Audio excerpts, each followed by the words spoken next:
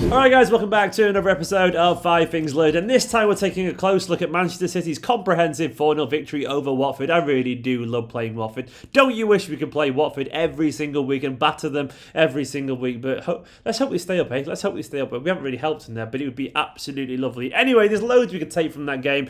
Also, some kind of stories which weren't that interesting given the fact that Watford were pretty terrible, but I tried to get some interesting angles at least from this game. And we're going to start initially with the place that we have to start, and it's about Joao Cancelo. And it's not just about his performance on the pitch. Now, his performance was very good. Let's get that out of the way initially. He played at left back, and he played absolutely fantastically at left back. Has he solved that left back conundrum that Manchester City have? Maybe, maybe not. It's not worth getting carried away, of course, and even though I'm getting carried away right now. But it was against Watford, a very poor Watford side. But having said that, you can only really play against who you're playing against. And he did a very good job there. He could have got an assist as well at right back. And he showed how incisive he was. But this point isn't just about that performance last night. It's about Guardiola's quotes after the game. I'm going to read these quotes out to you now. Now, Guardiola said this. The most incredible thing from Joao is now he is a completely different individual from when he arrived.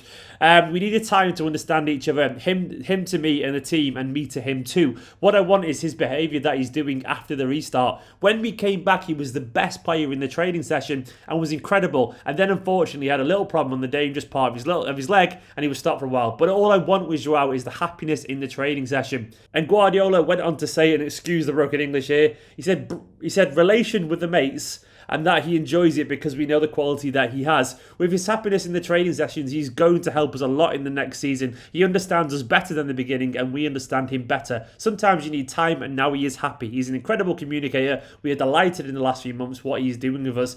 I mean, that's a big change, isn't it? This is a guy that we were all thought was definitely going to go. And then you've got Guardiola going on a big, long rant there about how well he's adapted recently. Now, weirdly, actually, the thing just before the start of this season, which feels about 4 years ago now, when I was involved in some kind of like fan debate with Carragher and Neville, and I asked Neville about, this is a true story, I asked Neville about Joao Cancelo, and he got back to me by saying he managed him obviously at Valencia, and he was obviously incredibly high quality, but he was a very intense character. He's known apparently for being really just intense, a lot of intensity. And I think it was Bernardo as well said that he likes to moan in training sessions a lot. I think basically he's quite hard on himself. He's also quite hard on others. He expects really high standards. And maybe, just maybe, he hadn't really settled in Manchester yet. He hadn't really settled with the players.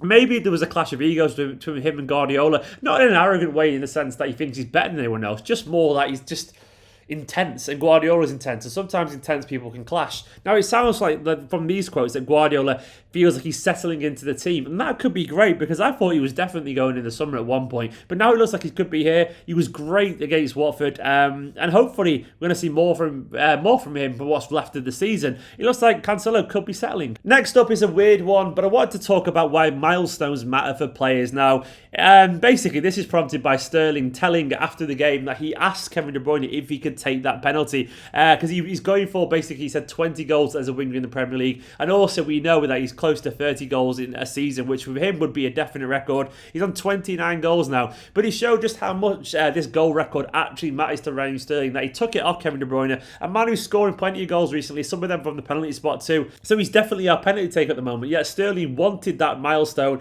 and he asked for it. Now, the reason I'm bringing this up is because one, it's pretty obvious that Kevin De Bruyne also wants that assist record and how much it means to him. And also, I'll go back to quotes from Bernardo Silva a while back. Now, Bernardo Silva was saying, like many City players have indicated, how they get frustrated, how they're ignored for individual awards. And this is, of course, the week where Kevin De Bruyne should be getting the PFA Player of the Year. Whether he'll get it or not, I don't know. It'll probably be Jordan Henderson ridiculously. But the point I'm making is that players do like to get these milestones. It does mean something to them, and it can affect their happiness and form. Genuinely, if they don't get these sometimes. They're only human. And I guess when you've got you're in a bubble where smoke's blowing up your arse constantly, you're told how great you are. Footballers are told that.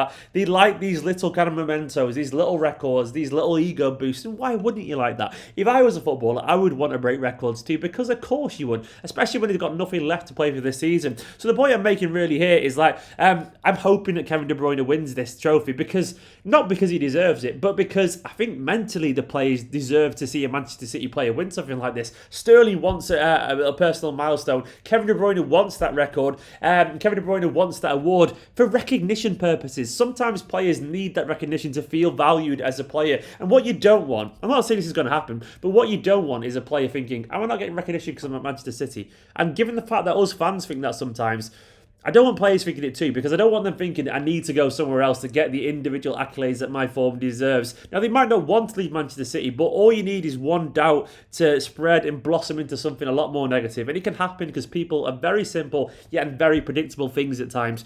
I'm not saying it's going to happen, but the point I'm making is these things matter more than you realise. They are good for the players. And that's why I'm hoping Sterling gets that 30 goals and De Bruyne makes that record and Ederson gets that Golden Glove and Kevin De Bruyne is PFA Player of the Year, because these things matter. Next, I want to talk about the energy in midfield. I really liked the balance in midfield today. I thought we had a glimpse of the future. Now, don't get me wrong, I think Gundogan has been very good at times this season. David Silva is David Silva. As if I would say a bad word about our Lord Saviour, David Silva. I love the man. El Major. What a guy, and I'm going to be devastated when he goes. But one thing that they both have in common is they're both a little bit slow, if we're being honest. Gundogan isn't fast. David Silva, sadly, is on his last legs. Fernandinho as well, when he played in midfield recently, doesn't have quite the energy, because he's gone a bit stale, I guess, on that front that he used to have. Whereas last night in the Watford game, we had basically Foden and Bernardo on the pitch alongside Kevin De Bruyne helping out Rodri. That energy in midfield was absolutely crucial. I'm sorry, it remains crucial. And having those two, be it Foden or Bernardo, alongside Kevin De Bruyne next year, I can't stress how important that will be to help out the team in general and help out Rodri. We need that because essentially Rodri's not quite as dynamic as Fernandinho in terms of getting across the pitch, but we need that kind of collective press from all involved. And I feel like those two could really be very important in that. Foden runs for days, Bernardo runs for days, and both were very good on that. In that aspect last night, I thought. They're very useful for Manchester City. So fingers crossed we see more of that next season. We need more of those two young runners and winning legs, with all their skill, of course, as well, to get something close to what Manchester City can be at their very best, I reckon. Fourthly, I want to talk about youth, really. And the stories forming around youth. Not just in a negative way, but also in a positive way. Now, because tendency as human nature is when you get what you want, you want more. You want more of what you wanted, because it's human nature to get it and go, now what? What's next? And what I'm referring to there is the fact that we've actually got what we wanted. Now, like 10%, well, just under 10% of this squad is now actually academy graduates. Phil Foden and Eric Garcia both started last night's game. Both were absolutely excellent in terms of the context of where they should be at their stage of development, and both were very good, and both are definite members of this first team squad now. We've got two players in the first team squad who are starters, basically, who start regularly. It's not like one's getting 4 minutes here and there. They're both starting regularly. That's just kind of happened over the past few months. And it's great, isn't it? It's great. It's what I've always wanted. It's what you've always wanted, probably watching this. You want young lads in the team, and finally we're seeing the fruits of the CFG labour. Some players maybe could have got there before, maybe should have got more chances, but all I'm saying now is it's actually happening. But for whatever reason, you want your cake and eat it as a football fan. We want more of it. And of course we want more of it. Why wouldn't we? Because football fans are insatiable. And now I want more of it too. And what we learned yesterday from the game is, even though there's positives there that Foden and Garcia are playing, we're also not seeing any academy players get a go at the moment, which is frustrating.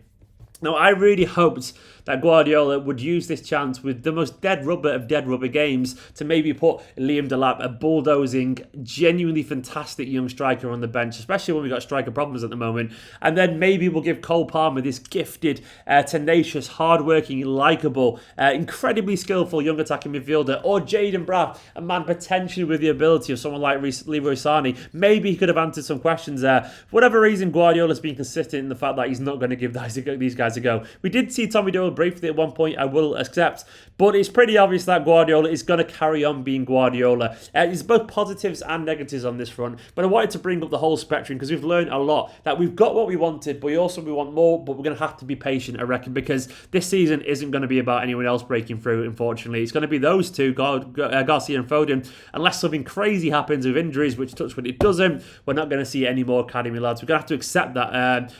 For the positives and the negatives. Finally, the Gabriel Jesus conundrum. So unlucky. A really good header for that goal that was disallowed. Genuinely a really good header. And he was literally that far offside, which is tiny.